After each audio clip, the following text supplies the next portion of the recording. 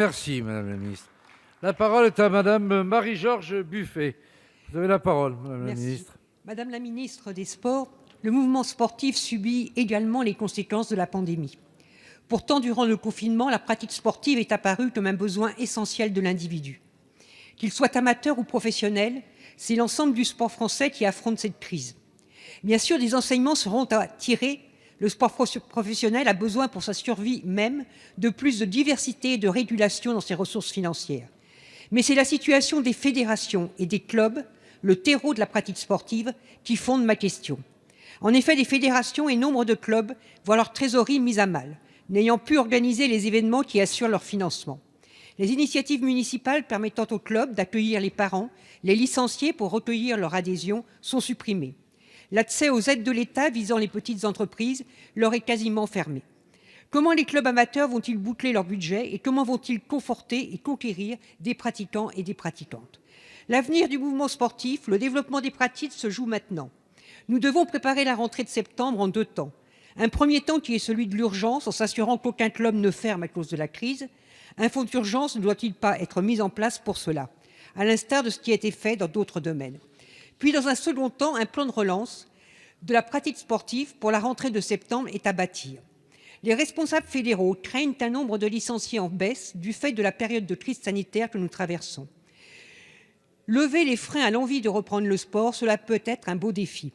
Aussi, Madame la Ministre, quel plan de relance de la pratique sportive envisagez-vous au niveau du ministère et quelle sera, selon vous, l'action de l'Agence nationale du sport pour permettre au mouvement sportif d'être dans la proximité des clubs, aptes à répondre aux beaux défis des JOP 2024 ? Je vous remercie.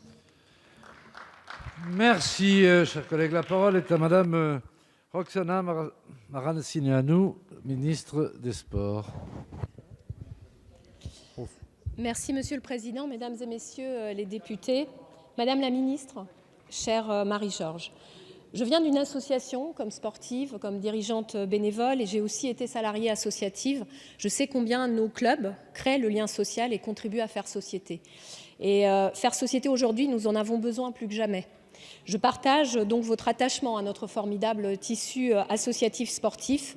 Leurs actions de solidarité de ces dernières semaines illustrent le rôle que les associations ont déjà et la place qu'elles peuvent occuper demain en matière sociale, d'éducation, de santé, d'inclusion ou de citoyenneté.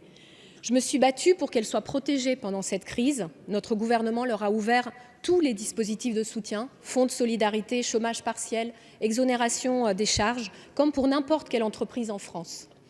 De son côté, l'Agence nationale du sport a maintenu et adapté ces dispositifs de soutien à l'emploi et aux projets sportifs fédéraux qui irriguent désormais le tissu associatif local aux côtés des collectivités avec qui nous sommes en contact permanent grâce à l'Agence pour qu'elles maintiennent elles aussi leurs subventions au sport. Aujourd'hui, les associations vont continuer à être soutenues car elles ne reprendront pas à plein régime tout de suite. La pratique sportive est entrée dans le quotidien des citoyens confinés, vous l'avez dit.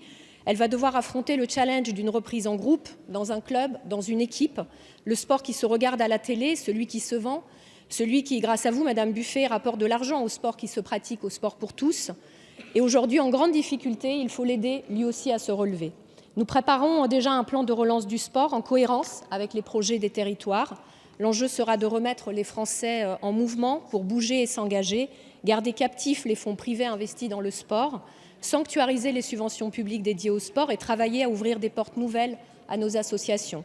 Leur ouvrir celle de l'école est un premier pas important. Au-delà de la reprise de l'activité de nos clubs, nous devons imaginer le sport de demain, une activité au service de la santé, de l'éducation, du bien-être et du vivre ensemble. Merci, Madame la Ministre.